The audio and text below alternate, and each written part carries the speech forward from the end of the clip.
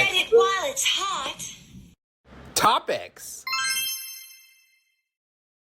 Well, I don't know if anyone's Bravo people. Lately, in the last year or so, I've kind of unfortunate. Oh, hi guys, it's Pod in the City. It's Amanda and Joan. We're here every week with our hot topics in the weekly roundup. So make sure that you're following us. If you're on YouTube, hit subscribe, hit like, and hit share. Leave us a comment. Let us know how you feel about these possibly controversial topics. Or if you're listening to us on the podcast places, I don't know, do the stuff there too. Also, check out our Patreon. It's patreon.com/podinthecity. Over there, $6 a month, extra episodes. Yay!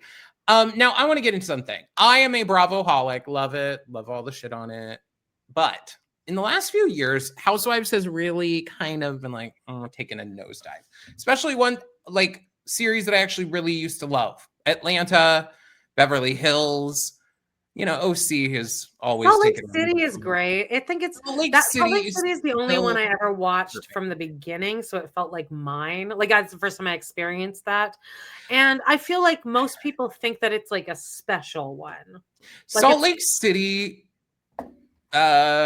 is not the essence of the original Housewives shows. I will say that, as a person who started watching those when I was 10, 11, 12, or whenever they came out. I don't think it was that long ago, but a long time ago, it feels like.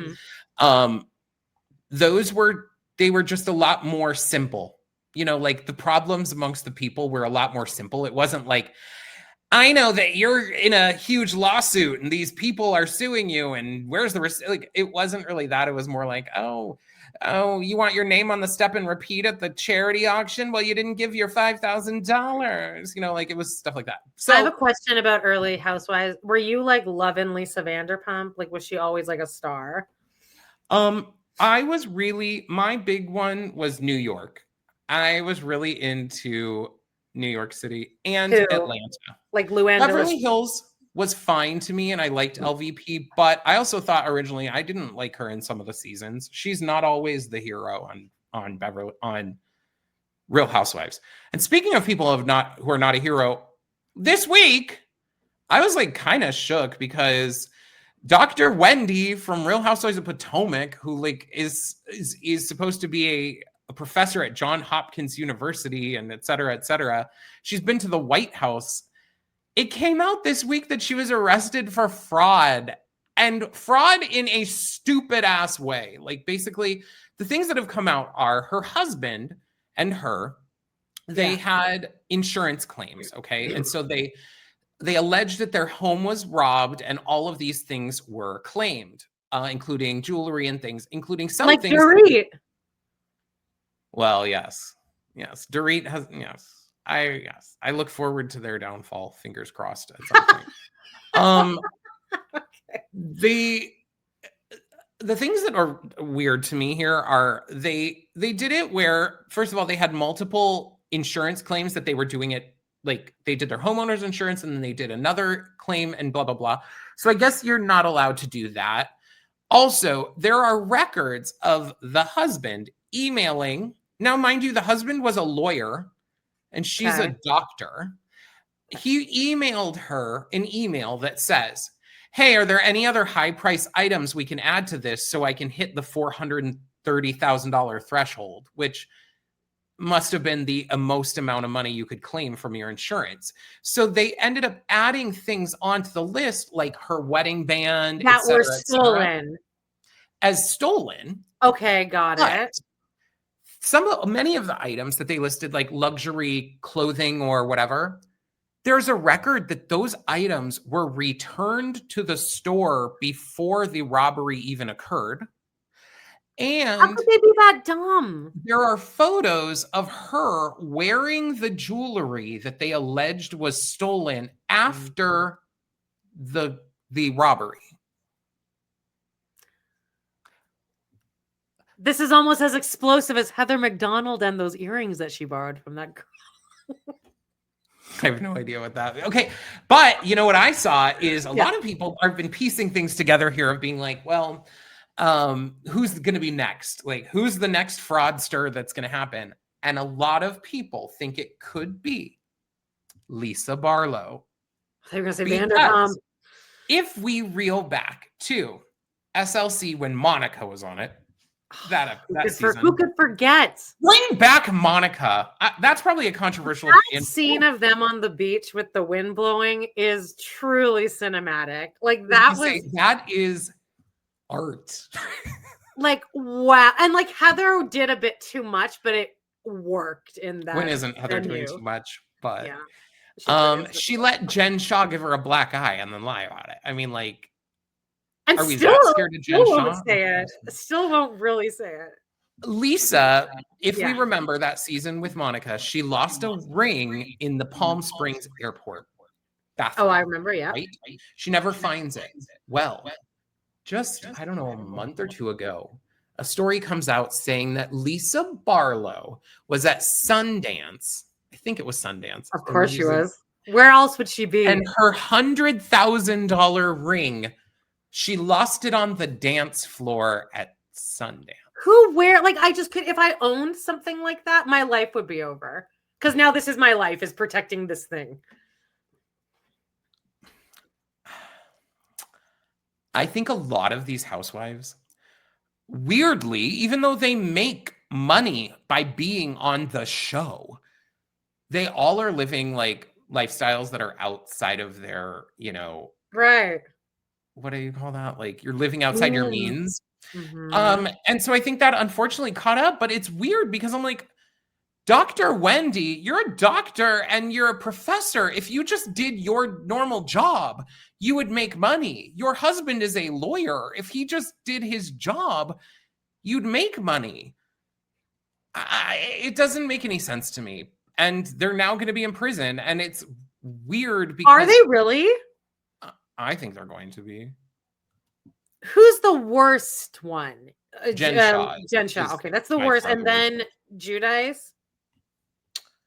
See, I think Jen Shaw's the worst because she technically defrauded like elderly people. But then there's Erica Jane.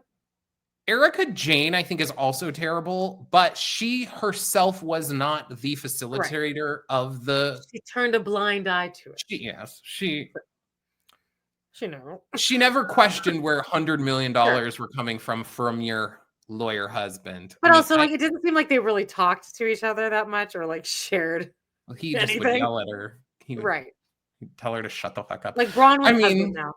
Oh my god. Basically, I'm in this rut with Housewives where like I gave up on OC because I hated them. Before it gets good and you should you're like, yeah, this is what we've been watching for so long. Is now all the legal shit's happening, or was it more fun before when the legal stuff wasn't happening? And it was I'm gonna probably be in the minority here of like, as a Housewives watcher from the start, I miss old Housewives, and we get sprinklings of it. Someone who I also don't like, but they kind of have moments with me is Mary. What's her name? Mary Cosby. Her stuff gives me old school Housewives because really Housewives should just be delusional, should have some more money than like a normie so they can do stupid and crazy things.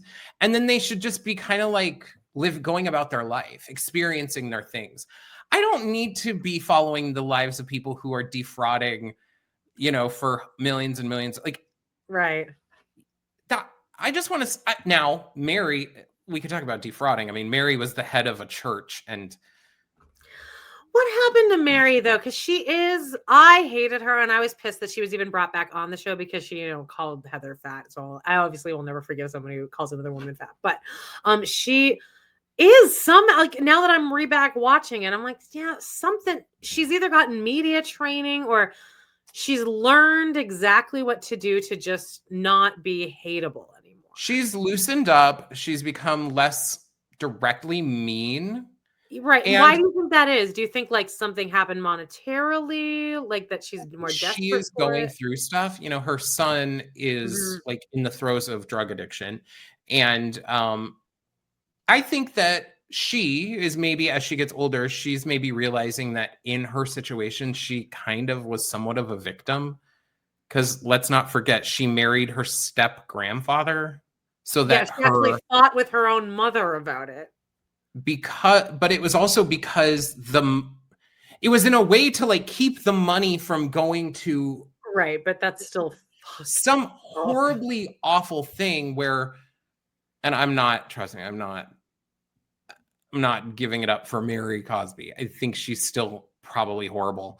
But again, I would rather see that than like, I'd rather just see them go out to dinners, go shopping, and have petty drama. Not like, one of my favorite you stole all this money and I know it, and here's all the receipts, and like I've been doing PI work. It's just like, okay. One of my favorite scenes from when I used to recap New York City is like there's this scene where it's two of them walking across the Brooklyn Bridge. Is it? Oh yeah, it's Ramona and Bethany, and that's like a great, and it's just a front and Ramona basically tells Bethany that she'll never be, no one will ever love her. But then they get to the end of the bridge and they're like, all right, great, love you, bye.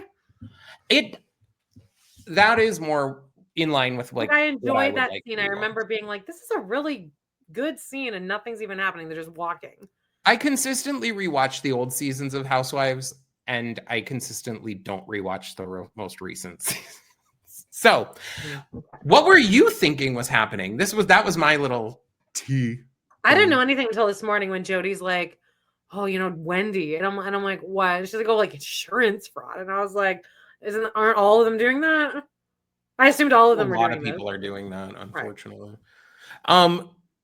You've been watching Love is Blind, though. I cannot get into Love is Blind, y'all. I feel like with Love is Blind, I wish the people were uglier. I wish they just had, and I mean this in a totally non-mean way, but like very just either just normal looking people or like busted looking people. Yeah. So on this season right now, there's always a fat girl on the season, right? Does she get kicked off immediately or? No, they always do. Like there's always one fatty that rolls her way into the reveals. But I believe I saw this girl, right? Because the guy, the current fatty is like, it's the most crazy yet because she's not. What is she, a size 6? If that, like she's just, the only way I would define her is that she's not tight, but she's not even like, if she was like jumping up and down with no shirt, because she wears a bikini for like a couple episodes.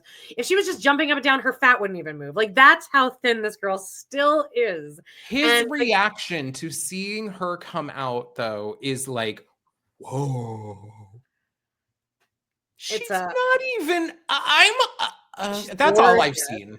But tell us about some of the other things. So there's a few couples left. None of them are going to make it to the altar except for the one girl with the two, that she wears 2 wigs.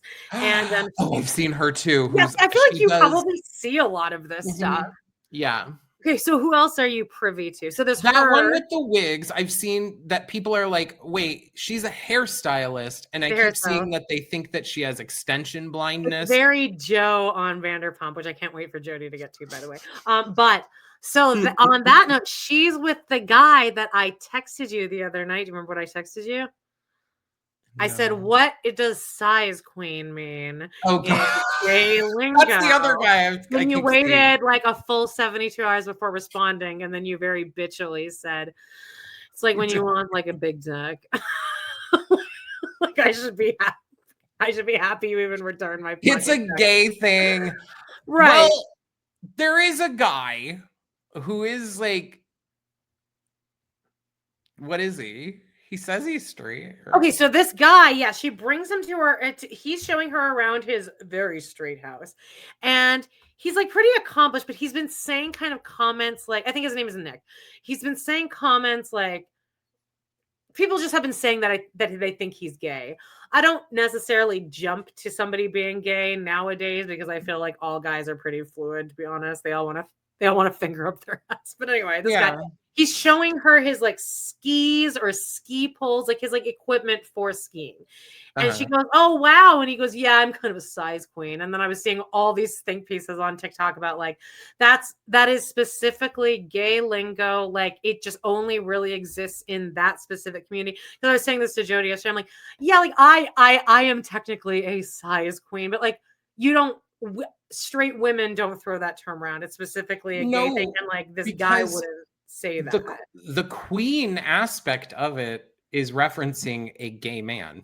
Right. So like because you're saying you're a queen out of his mouth. And he said it very much like he says this all the time. And she was like, oh, well, okay. I saw a thing that said that he said at some point, being gay is something you can choose to not feel or something like that. He said some kind of line. They are the couple that they had a conversation in the pods about like, and they kind of, I can see how it was taken a little bit out of context, but they were just talking about like, if their kids were gay and like, do you think that a lot of this is a trend? And they're talking about gay. I think maybe they want to maybe go more into like further things like trans stuff, but they're specifically talking about just how being gay is a fad and it's a trend with these kids nowadays. And I don't know. I know that they're like just kind of having the closeted gay guy. Got it. Exactly. That's like the other thing is that it's like kind of the closeted gay guy. And I would like to think that even if this is a person that you're having a deep, dark conversation with, I would still be very aware that there are cameras on, and I would make sure to not say anything even remotely like that. Even if I did think that, I would make sure to not say that. So anyway, he's already pretty gay. I almost can't believe that in the year 2025, people think that, I guess. Agreed. How much more evidence do you need here, people? But I've always been on so I heard when I was very young, somebody say, nobody would choose this because it like exactly it's so much harder anyway. So he's a size queen. They will get married though because she just wants to make it to the altar. She's one of those girls. So fine, get your bag, maybe get some of his money, and then peace out. But the other guys don't like him either. There is another couple where the guy is clearly like unhinged. He shouldn't have passed the welfare check, like, or the mental health check. Like they clearly let him through knowing like this is gonna be some shit. Perfect. Yeah, so there's him, but then the girl he's paired with, it's an interesting dynamic because if he keeps having all these meltdowns. He had one really big meltdown because she wants to wait till marriage, which is 2 weeks from now, to have sex. And he's like, this is so fucked up, and I'm just a nice guy, and I'm always so nice. And he's just really reverting into this crazy little boy thing. But she's a social worker, so it's working against her because she's like, well, I was put on this earth to be with, like, I can help him. So there's that, where most girls, I think, would be like, oh god, it's kind of a huge turn off. Yeah. And then there's the guy with the fat girl, and he's just like clearly not attracted to her like at all. And then there's another couple that everyone thinks are like great and awesome, but then she just found out, oops, turns out he was going to strip clubs like every night until he went to this challenge, and so now she might have to break up with him. And then there's another one where the guy is a dad of, I think the kid has maybe special needs, but he has the kid 50% of the time, and he brings her back to the apartment. He's showing her around. And she keeps being like, when am I going to meet your kid? And he's like, oh, no, well, you'll meet him eventually. And she's like, this is a pretty important thing. We're getting married in like 12 days. Like, I haven't met your kid who's going to be living with us. And he's like, it's fine. So there's something shady there too. Oh, what else? And then the one that this is the other thing I just wanted to tell you, because I find it, I feel like you'll clock this. The guy with the social worker woman, she met his mom, and the mom walked in. He had been in foster care, but the mom's back in his life now. So there's already that. And the mom says to this girl, she goes, this is so great. I think you're great. And she's like, this is awesome because all of his brothers, all of their wives don't even fuck with me, but you and me are going to be a thing. Like, and the girl's like, this is great.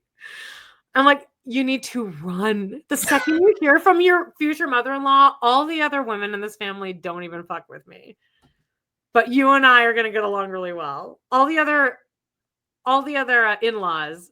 I think mother-in-laws are scary.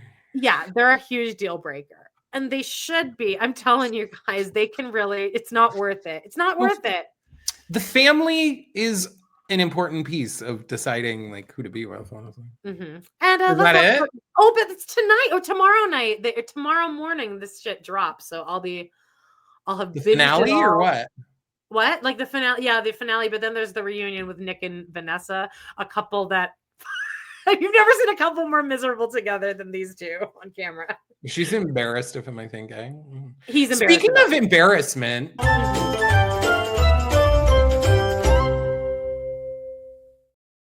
Okay, but John went to a movie last night at like 11:30 p.m. You texted me and I was like, I've been under the covers for 2 hours and you haven't left for this movie yet. I also didn't know this movie was out and I had no idea you had plans on seeing it. So my mind was blown. Okay. Tell us about Kiss of the Spider Woman. Okay, they came out with Kiss of the Spider Woman, starring J.Lo. I've seen so many good reviews originally. Do you think they were just paid to say that maybe? Yeah. I don't know what's happening here because I was the only person because it has sold very badly and allegedly J.Lo's upset about that. Yeah, I saw that. She was getting Oscar buzz at first, though, people were saying. Give her the Oscar. Over Cynthia Erivo, give J.Lo the musical theater Oscar. I think J.Lo is a great performer. Okay, I do. I don't think she has a good singing voice, but she is a good performer. Okay. Somehow, though, that to me did not translate here in this movie. This movie is based on the stage version that I believe is Candor and Ebb music. And it originally starred Cheetah Rivera in the role that J.Lo is playing. So during the movie, because I was the only person there, I pulled my phone out to play the music to the Broadway version. Okay. Along to what J.Lo was singing. Were the keys lowered? Is this, what's going on here? Now, I understand that, like, actually, Cheetah Rivera was older when she played the role. So, like, the songs, they don't, it's not like there's huge singing. Does Cheetah Rivera have a great voice? I mean, she has like an old school 70s music theater voice where it's just loud and brassy, but I would say it's not even that. It's like she has that old voice, but she, compared to J.Lo, all of these songs were sung in a way where they were just like, bah, bah, bah, bah, bah, bah, bah. But because the way the songs are written, they never go beyond like maybe one. Okay, that makes sense. They probably just didn't write it too high for her then. It never goes high or anything, but it also never goes low. So J.Lo will just be singing these songs, and because of the way she's singing them, she does not add nuance to her voice like the way that Cheetah Rivera is doing it on the album, where Cheetah Rivera is like adding like, ooh, like just like she's little. She's acting the singing. Yes, and so J.Lo's versions of the songs just sound like she's getting the words out on the note she's supposed to sing them, and then strangely, this was directed and like put together, the movie version, by Bill Condon, who directed like real musicals, right? I mean, didn't he? Did he do Chicago? I love Chicago. Did he do Chicago? Bill Condon. I can look it up. He did, but then he did another one that ruined that. 9? Was it 9? It was one after that. It was more recent. I'll look it up. Okay, so the story takes place, these guys are in a prison in Argentina, okay? One is a political prisoner, and then the other one is being held because he was caught kissing a man, okay? So I thought it was a gay story. And by the way, he did Chicago Dream Girls. He didn't do any bad ones. Twilight, Beauty and the Beast. Is that the way you're thinking? Beauty and the Beast. There we go. I effing hated the new Beauty and the Beast, but okay. The idea here is that these two guys are in the prison cell, right? And the gay one, basically, is recounting this movie that he loved so much. Kiss of the Spider Woman. And so he's telling the story to the other man who's in the prison cell. So it cuts back and forth between the cell and then like these movie scenes that are supposed to be Chaperone. Because it's like I wish they would have done more of that. Where in the stage version, I think this makes a lot more sense on stage because the guys are in their cell and then the rest of the movie is developing around them. Do you know what I mean? Like, if you've seen Drowsy Chaperone, the guy is sitting, the old man in the chair is sitting there, and then the musical comes to life around him. Yeah. In this movie, in this movie, they should have done that more because it was like, they would just be in the prison cell, and he'd be like, and then Allura, blah, blah, blah, and then would just cut to the movie scene. There was no, like, interesting transition. Oh, yeah, they could have done that. Would be cute if they It would have made a lot more sense, and it would have made it make sense of why you're doing this. And now, is J.Lo alone for most of her stuff? Because maybe she didn't want to be. She isn't. She's with other people. She's with the other guys because they're in the movie scenes. Oh. I don't know why they didn't do ever transitions where, like, the guy, like, there's one point he lights a candle. He lights a match to light a candle. And then he's like, now back to the thing. Why didn't you transition, like, from the candle to a candle on the table? Or it was just weird direction choices where I'm like, you've directed these other musicals and I'm confused here. Because too, when they would go back and do the movie scenes, they would, and I believe they're trying to emulate old, like, Hollywood type movies, but there were so many scenes that were just kind of like so pulled back, if that makes, like, the camera was so far back that you would just be seeing like a whole room of stuff happening, and J.Lo dancing around and them not moving the camera or anything. Amelia Perez, I feel like there are a lot of scenes. Unfortunately, a little bit more smooth, like, cool camera work would have made J.Lo look better. I think she looked good, but she is not Ginger Rogers. She is not Sid Charisse. She's not like one of those she's not an old school Hollywood dancer. So you have her doing these old school Hollywood dance routines where she can do the moves, but she still has that, like, she's that girl that goes down to the bodega and gets, what is it, ham and cheese on a roll and an orange drink, right? This sounds stupid, and someone listening is going to be like, I don't give a shit. But she did not.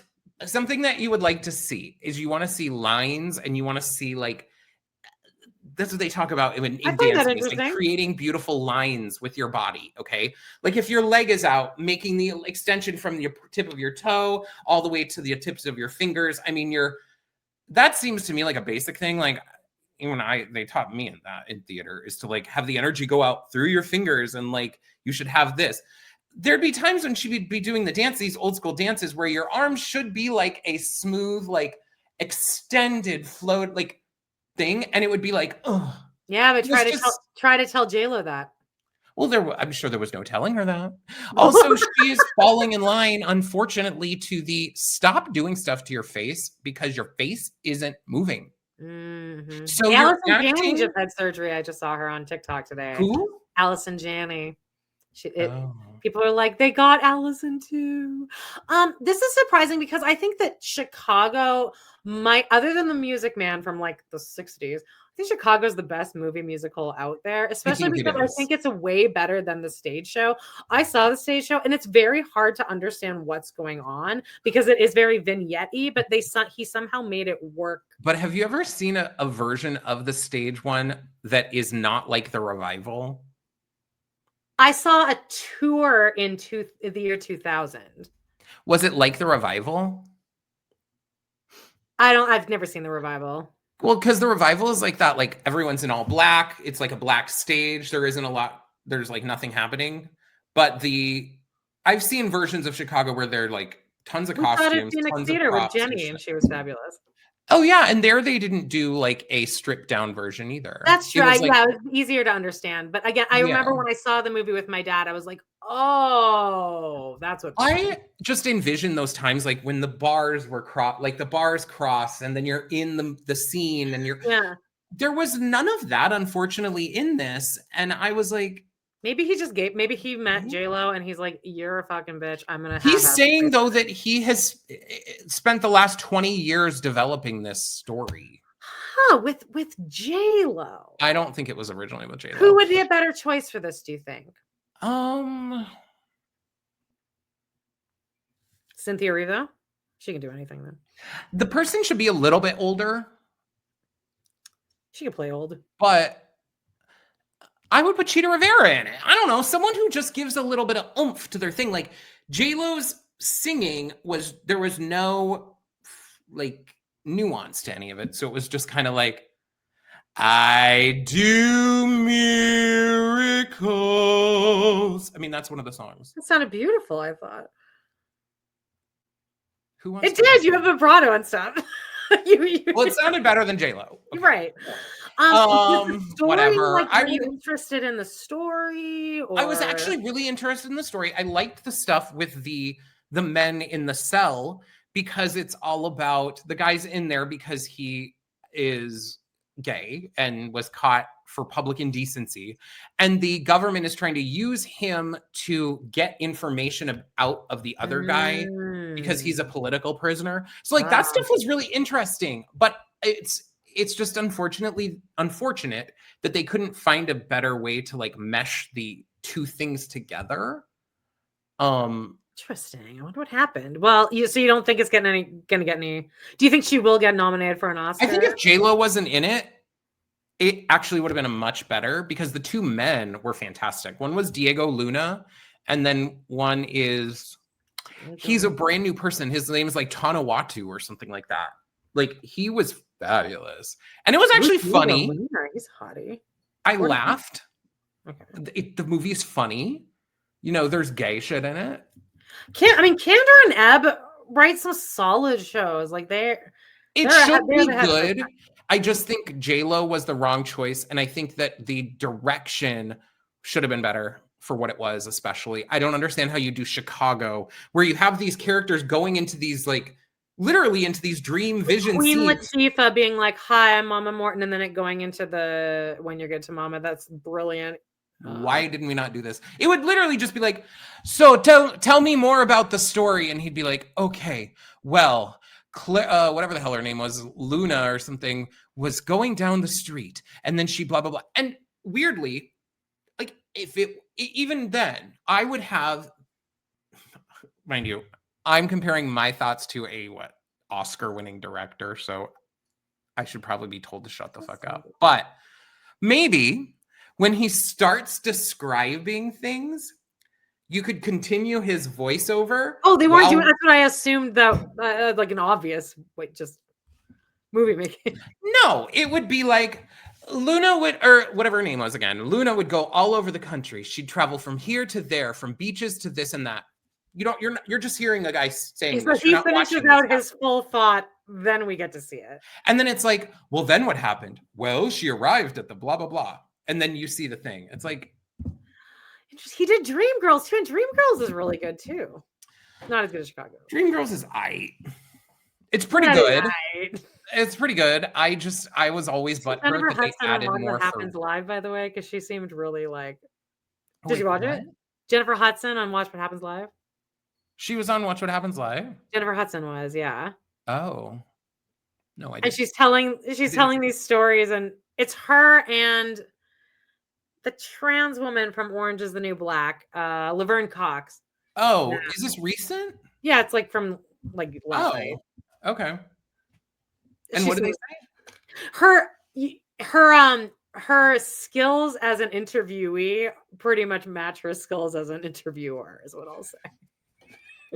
Meaning not good. Anyway, is that I don't think she listens, unfortunately.